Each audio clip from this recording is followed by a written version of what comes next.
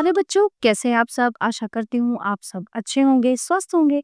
स्वागत है आपका इस कक्षा में। आइए आज हम पढ़ते हैं हिंदी व्याकरण का पाठ 9 सर्वनाम। निम्नलिखित अनुच्छेद को पढ़िए। राकेश एक अच्छा लड़का है। राकेश केंद्रीय विद्यालय में पढ़ता है। राकेश का विद्यालय राकेश के घर के पास ही है। राकेश की एक बहन मनीषा भी है। राकेश मनीषा के साथ ही विद्यालय जाता है। राकेश शाम को राकेश के दोस्तों के साथ खेलता है। यहाँ राकेश शब्द का बार बार प्रयोग होने से वाक्य पढ़ने में बड़ा ही अटपटा लग रहा है। ठीक है, अब इस अनुच्छेद को दोबारा पढ़िए। राकेश एक अच्छा लड़का है, वो केंद्रीय विद्यालय में पढ़ता है। उसका विद्यालय उसके घर के पास ही है। उसकी एक बहन मनीषा भी है। वो अपनी बहन के साथ ही विद्यालय जाता है। वह शाम को अपने दोस्तों के साथ खेलता है। इस अनुच्छेद में अब आप नोटिस करना, वह, उसका, उसके, उसकी, अपनी, अपने, ये सभी शब्द आए हैं राकेश के स्थान पर प्रयुक्त हुए हैं। मतलब पहले पैराग्राफ में क्या था कि इसमें बार बार राकेश शब्द का इस्तेमाल हो रहा था, जो सही नहीं था।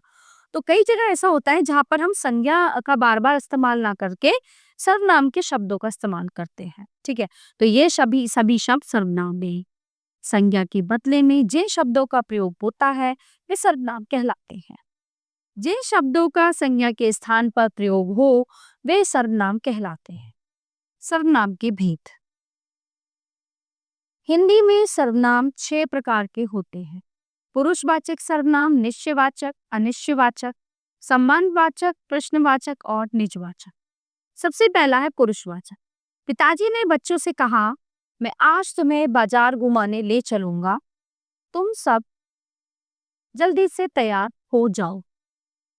जो तैयार नहीं होगा उसे छोड़ जाएंगे। ठीक है, उपरोक्त अनुच्छेद में मैं का प्रयोग वक्ता ने अपने लिए, ठीक है, तुम्हें और तुम, श्रोता अर्थात श्रोता कौन, बच्चे, कौन सुन रहा था, बच्चे सुन रहे थे, और उसे अन्य व्यक्ति के लिए प्रयोग किया है। अतः ये सभी पुरुषवाचक सर्वनाम, यानी कि मैं, तुम्हें, तुम, उसे, तो सब किस में आ गए, पुरुषवाचक सर्वनाम। जो सर्वनाम शब्द वक्ता, बोलने या कहने वाले, श्रोता, सुनने वाले, या अन्य जिसके विषय में कहा जाए उसका बोध कराते हैं, उन्हें पुरुषवाचक सर्वनाम कहते हैं। पुरुषवाचक सर्वनाम: उत्तम पुरुष, मध्यम पुरुष, अन्य पुरुष। उत्तम पुरुषवाचक सर्वनाम: मैंने खाना खा लिया, अब हमें चलना चाहिए। मुझे कुछ मत कहो, हमारा क्या, हम कहीं भी रह लेंगे। तो इन वाक्यों में मैंने, हमें, मुझे, हमारा, ठीक है, तथा हम उत्तम पुरुषवाचक सर्वनाम, क्योंकि इन सभी शब्दों का प्रयोग वक्ता ने अपने लिए किया है। जिन सर्वनाम शब्दों का प्रयोग वक्ता या लेखक अपने लिए करता है उन्हें उत्तम पुरुषवाचक सर्वनाम कहते हैं। मध्य पुरुषवाचक सर्वनाम: तुम बहुत बोलते हो, आपने गुरुजी को बहुत सम्मान दिया, तुझे क्या चाहिए, आप कब आए। इन वाक्यों में तुम, तुझे, आपने तथा आप मध्यम पुरुषवाचक सर्वनाम हैं। इन सभी शब्दों का प्रयोग वक्ता ने सामने उपस्थित व्यक्ति के लिए किया है। ठीक है, जिन सर्वनाम शब्दों का प्रयोग वक्ता श्रोता के लिए करता है उन्हें मध्यम पुरुषवाचक सर्वनाम कहते हैं। मध्यम पुरुष में आप का प्रयोग आदर देने के लिए होता है, जैसे आइए आप हमारी गाड़ी में बैठिए। सम्मान देने योग्य अन्य पुरुष के लिए भी आप का प्रयोग होता है, जैसे आइए आप हमारी गाड़ी में बैठिए, है ना, सम्मान देने के लिए हम करते हैं। गांधी जी के लिए, आपको हमारा शत शत प्रणाम है, भारत सदैव आपका ऋणी रहेगा। अन्य पुरुषवाचक सर्वनाम: उन्हें यहाँ बुला लो, वह लिख रही है, वे लोग दिल्ली जा रही है। इन वाक्यों में उन्हें, वह, वे शब्द अन्य पुरुषवाचक सर्वनाम है। इसी तरह वह, वे, उसे, उसने, उन्होंने, यह, इन्होंने आदि अन्य पुरुषवाचक सर्वनाम है। जिन सर्वनाम शब्दों का प्रयोग कहने, बोलने अथवा लिखने वाला किसी अन्य के लिए करता है उन्हें अन्य पुरुषवाचक कहते हैं। निश्चयवाचक सर्वनाम: वह मेरी पुस्तक है, यह प्रदीप का घर है। इन वाक्यों में वह, यह शब्द क्रमशः पुस्तक व घर की ओर निश्चित रूप से संकेत कर रहे हैं। अतः ये निश्चयवाचक सर्वनाम है। जिन सर्वनामों से समीपवर्ती या दूरवर्ती व्यक्तियों, प्राणियों या वस्तुओं आदि का बोध हो, वे निश्चयवाचक सर्वनाम कहलाते हैं। समीपवर्ती के लिए यह, ये तथा दूरवर्ती के लिए वह, वे आते हैं। यह, ये, वह, वे सर्वनाम संकेतवाचक भी कहलाते हैं। अनिश्चयवाचक सर्वनाम, पानी में कुछ गिर गया है, माँ लगता है बाहर कोई खड़ा है। इन वाक्यों में कुछ और कोई अनिश्चयवाचक सर्वनाम है, क्योंकि इनसे किसी निश्चित प्राणी या वस्तु का बोध नहीं हो रहा है। जिन सर्वनाम शब्दों से किसी निश्चित व्यक्ति, प्राणी या वस्तु का बोध न हो, उन्हें अनिश्चयवाचक सर्वनाम कहते हैं। अनिश्चय की स्थिति में कोई सर्वनाम प्राणी के लिए व कुछ सर्वनाम वस्तु के लिए आता है, जैसे कोई दरवाजे पर है, कोई प्राणी व्यक्ति के लिए, दाल में कुछ पड़ा है, कुछ वस्तु के लिए। सम्मानवाचक सर्वनाम, जिसने तुम्हें डूबने से बचाया उसे राष्ट्रीय पुरस्कार मिलेगा। जो पढ़ेगा वो विद्वान बनेगा। जैसा बोओगे वैसा काटो। ठीक है, इनमें जिसने, उसे, जो, वो, जैसा, वैसा आदि शब्दों का परस्पर संबंध है, अतः ये संबंधवाचक सर्वनाम है।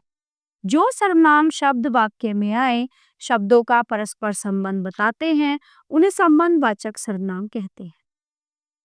प्रश्नवाचक सर्वनाम, कौन आया था, कल आगरा कौन जाएगा, डिब्बे में क्या रखा है, वह क्या लाया है। इन वाक्यों में कौन तथा क्या शब्दों से प्रश्नों का बोध हो रहा है, अतः ये प्रश्नवाचक सर्वनाम है।